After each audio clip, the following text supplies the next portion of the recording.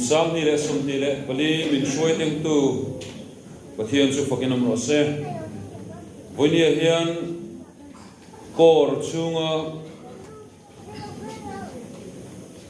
sang ni le sum ni pali chunga ni na chan vo ruat kharte pona le hlan na an nei do na kumina hian thil then khat han ti dang lam hret kan neya pastoral care council in a council member sang te kha ruat tel ani lova ichuan chung council member te chu an mo phurna ob ten an mo phurna ani angin an loin ruat ve anga sub council te ichuan ahlan na hi lan le tur ani eng OB ruat suat te hian kor chunga section sanga kan ruat ang tur council member le sub council te kha kan han ruat na kanga CEO mo CSM ne na mo ruat suat te kha pek mai turani tichuan rual kan hlan theini pon rual han hun kan sia manga hei hi lemin kalphung han thak thak kan neya chu ma chuan pastoral care council in a khoi vek thina ma ro chu pastoral care council in ati vek lo tu lo khoi tel a om thina wangin klemin kan danang te anga kan lo ti thin dan po siam ren hret ani in sang ni le som ni pali chunga suai tu tura kanin ruat suat te hi ti luina ani hau lova hian mingin kanin nge na kan sak wangte kan thei wangte ni lovin lalpa rong go na hi thok turin pathian mingin voluntary work ani na angin kanin soma pathian mingin maro chu mishing kan din mun ain ang lova chung kuate eison na wangte hrisena chungchang awangte in heng ni na chan vo te hi chan theilo amo ti theilo lo pal thei ani a in thasung lovin CSM CO addressin kan har sanate sia ka thlen turin kanin nge rani thlen chuang silo ni na ti lo tling chuang silo kan om hian lalparamin na thona in lalparam na thona na tuara kan rong bol puiten har satna an to ka korin achaklo pha ani chuwang chuan voinia heng pon na kan nei ma hian kan soilang du ani in mina chan vo hi na tho thomno in bel tirna ani ya elaya do sana thutna ringot le aza omna ringot ani lawa chuwang chuan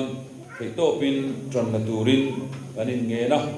member zaruk chuanga tangin heng mi hi khan chua kan ni ti sia ila voinia kan soi ma sak du chu heng ni na chan vo kan nei kan hanin ruat chua te hian abul pui ber chu in khom ani kousan tu hi in khom ani ya abak chan vo dang kan nei hi chu kan in khom achak thei na turata na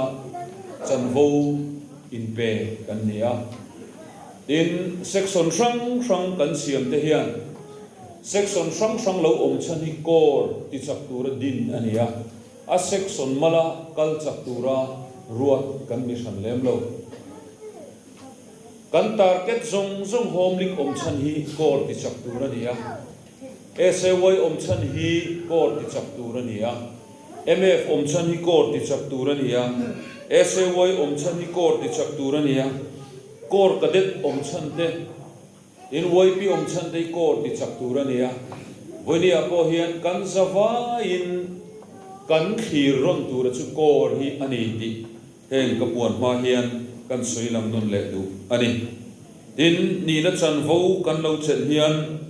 kan ni na chan vo ina aphu thi midang in min shil via sakhi i be sei lo u THQ trade la a in kai suai na dan le ti zong zong oma chu wang chuan chu ni na chan vo ina a len suwa tura min phut angte min pe seina angte ziana le in kai suai na hi mani poa zon suai kan ti mak mo ani seminar na ya shilfia kher ni chan kha chu an pe seya ni na chan vo gan nei to chuan kan ni na chan vo na aken te le hi zon suai kan na ni hi tun huna hian kan soilang non le du ani po ni sela color sardian hi omemo ruat ma sabarin kan puang nga putan lo ba ani hi color sardian acting ruat ania khongain flek min lo bul tum saksela kalom phok mani alo ni hi ei til sang sang ha ceremony a hian kan ding dun thina ani hi buan ma sak lo thei lo na commission ani lo wangin imin lo sa thiam don nia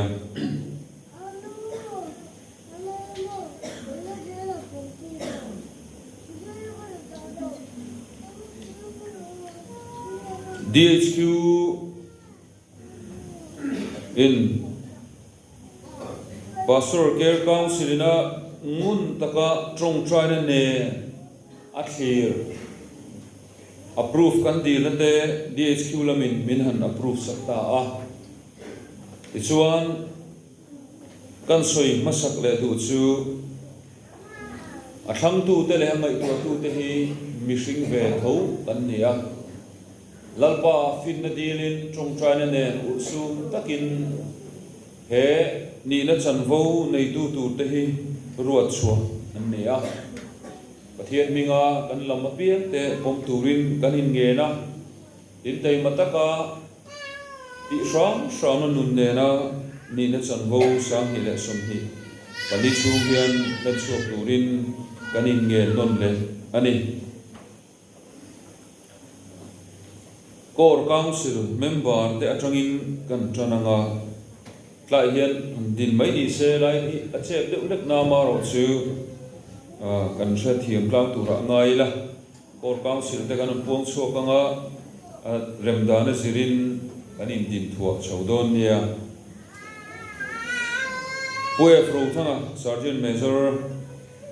pu je chong ging lova core secretary puya ming thanza wa core treasurer pu ching khuma RS pu van noi thanga core welcome sergeant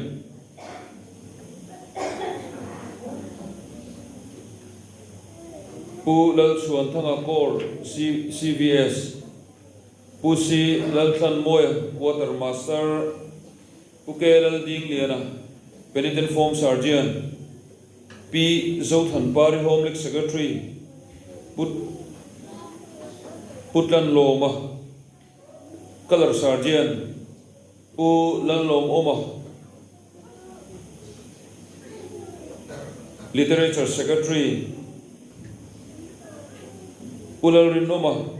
silo court cadet guardian pu van lal moya court visiting sergeant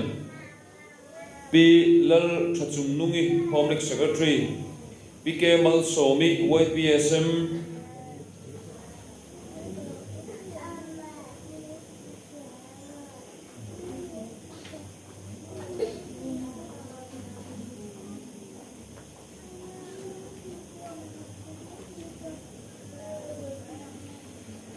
pubi than loma si zoram chuana pubi than loma hi MF leader tour ania si zoram chuana hi SAY leader tour ani core council member an telewangin kan puanglo ani Home League Lam acting local officer Assistant Home League Secretary P Vanram Haki Home League visiting sergeant P Vanal Shuai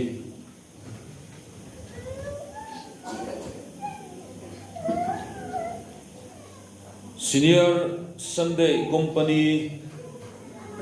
là hành din anh nuôi din xuân dâm mấy thế mà tốt khá sét mẹ rồi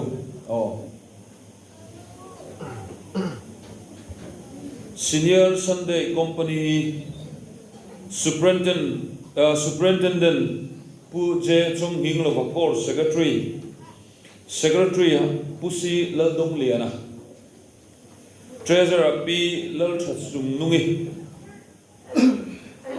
Alone Secretary Company ga tute Pu Chingku Maares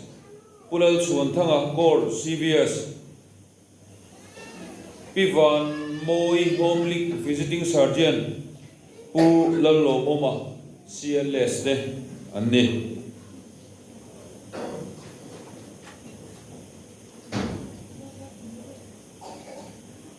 Missionary Board Chairman Puke Lalding Lena PFS Vice Chairman Pu Bithan Loma Secretary Pusi Laldong Liana Treasurer Pu Lalchuan Thanga CVS Men's Fellowship Lam Leader Pu Bithan Loma Assistant Leader Pu Rongenga Secretary Puke Lal Fok Zuala Assistant Secretary Pu Lal Lian Zuala Treasurer Pu Si Lal Dong Liana Finance Secretary Pu Dan Loma Kalar Sarjan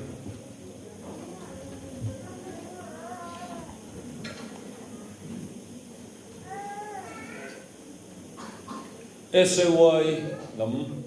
SAY hi Anmani Danangin SAY in Mi Som Pani Anon Thang Chuaka Chu Mi Som Pani An Than Chua Te Atang Chuan OB le in charge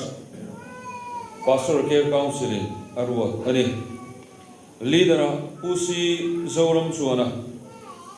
Assistant Leader Tlangfal Omega Lalrem Moya Secretary Tlangfal Zonun Luanga Assistant Secretary Tlangfal Kelal Chazuala Treasurer Nula F Zosang Pui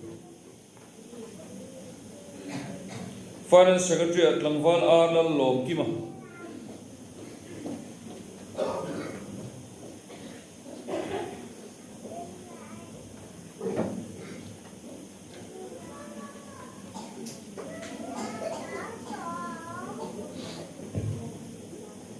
Lem SAY kan tol chak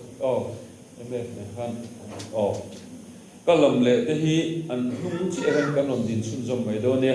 chaklam ponga tang hian tranila thanglam a hen kan inter do ne ya evangelism in charge Tlangfal Lalrem Moya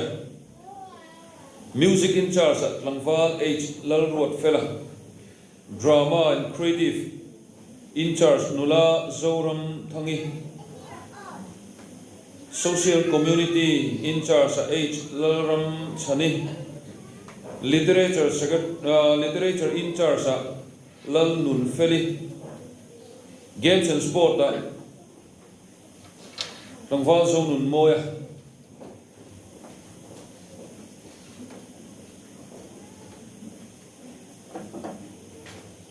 thế là mà hiền mi bắt không có đâu rộng rồi đây rồi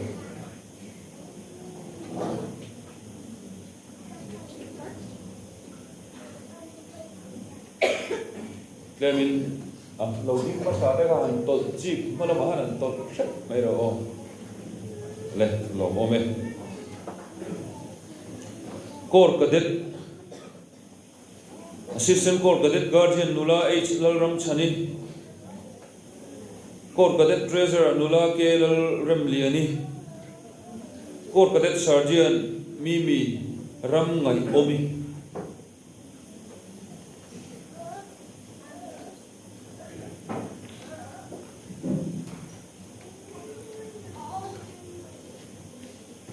YP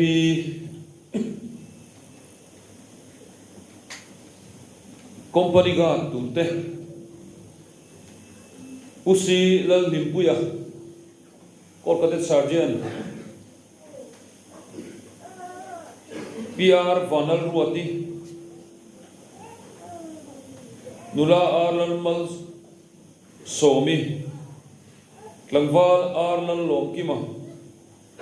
Langval Kelal Thantruanga Tony Lal Khamuana Langval H Lal Ruat Fela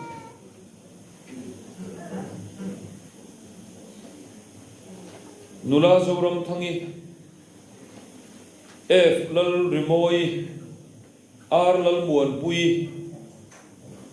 Lal Biak Diki Lal Chandami Lal Rosaga Absalom VL Peka Lal Remoya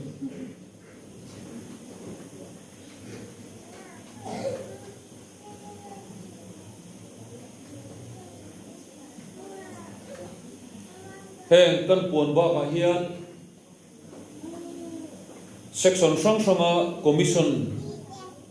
local officer te kan omani chuan kan thut huna kha loading maila a thome heta kan ko sualo commission local officer kan lo omani chuan kan thut huna kha loading maila a thome attention kan chanvo wa ko su kher ngai lova commission la to te ania voinia lalpan he hundum taka hian kumsang ni le som ni le pali tui kwal kora ruaitu nitura min ruat na hi pathian le akau thante siat puina in theido chua turin kan ngen chewa an soita ung khan kan ni na chanvo ina min phut masak per chu pathian biak in khom hi ani kan thei ang chena theido pa mashuai turin kan in nge na kan ni na chanvo ina aken tel zong hi lalpa rong bol na masol na turatan ani tlat awangin thei top chua le zual turin kan ngen cheu ani Chronicles patina bungsom di pakwa chang song pakhata ka unaw te u ngur chuai su lalpa chuan rong bol tu inni a ma rong bol om tu le rim tui hal tu a thang to chewani antia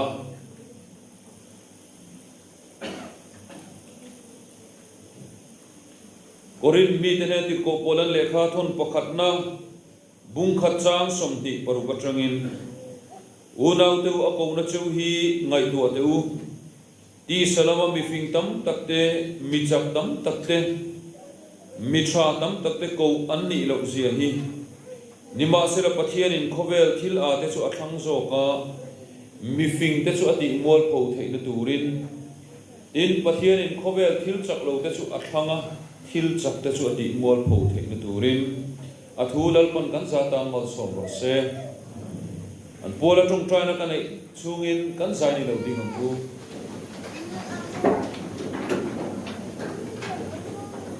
pathian ma ku ni tung trayang mangai na le sangai na khat lalpa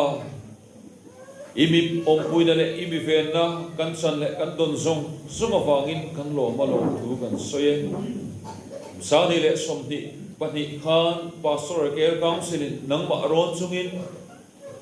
sani le somni pathumata na shoi tu tur tekha ngai tu na ngun taka sengin lalpa chumi te chu hlan an lo ni to nikum chum zonga rongbo na lo ling taka kalpui tu te awang khan inena lom thu kan soya imal somna tui kwal korin an mani kal tlangai mal somna kan chan zong zong awang khan sani le somni le pathum a shoi tu zong zong te awang khan inena lom thu kan an soinon le sani le somni le pali kan lo chuang kai le ta lalpa kan sakna le kan thei wang ni lo ti kan thria avoidia pohen pastoral care council in lalpa ngun takina ngai tua sual te pho kan lo nei pal the in ruat sual te po kan lo nei pal the lalpa asiam dikle asiam rem na nai ro min tho sak kan du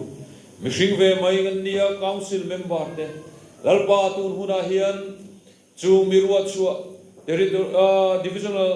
headquarters sinamin pompui chu puan chuina lo om le ta lalpa boinia hian eng ruat chu om te hi nang male ko sante shiat puya ima kan lo din me lai hian ke chia lo thlom ta khian in mingin mal ka so mani lalpa tharau thiang limin nangin kai suayan che an fel wang len thiam big wang ruat chuani lo lalpa khongai rongbol na thok tura lalpa I mingangen chuate an nia khongai takin nangin lo ti chakang che he kor tan nang maram rongbol nan thona konga hian lalpa khongai takin Israel fate sikaina chumle me dinga Israel khan nangin kai suai la he kor tan mal so ma khen tu an lo ni nge thina turin voini hen an tan kan ron trong try sakani lalpa an chung te theu nangin mal som la he rombol na thok tu ratana lalpa marthi chan lo chang tu te an chung te theu lalpa nangin ti chak la mal som le la lalpa an tho puina that tak an nei thena turin I khongai na kan ron ngen sake anei bar son na thewa po ivan mal som na kan ngen saka tharau thiang limit nangin om puila mi ten an khir po rombol tu ni omre nga anei bar son na ko an bu po an bu thena turin I khongai na kan ron ngen sake voinia hian tharau thiang lim pum khat na nangin min then sak le la lalpa eng rombol tura an din chua khomong takhian lalpa ril rubun khat bua he kor hi section sang sanga chan vo nei ma sela ke an kal pui theina turin I khongai na kan ron ngen sake min mangai tu lalpai so krista mengin kuta karon ta ne amen I thungule kan sa in dalpan palsom jor se chumiruala kan puan suwa tel du chu divisional hian divisional board sang siam ania ichuan chung divisional kan board sang te chu divisional pastor care council group ania in divisional emergency response team siam ania divisional prayer coordination council siam ania divisional expenditure board siam ania divisional board member for risk management siam ani boka in divisional candidate board siam ania voinia sipaiten an lo sia tatan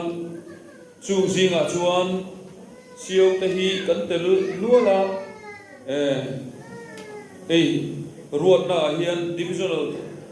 board a hian member for risk management a hian te ania in divisional candidate board tel ani boka chulawa chon kan ko treasurer hi divisional candidate board tel ani boka ruat ania voini suai tu ruat a hian kan puang suak tel ani kan suai tu than te hi a copy hi sergeant major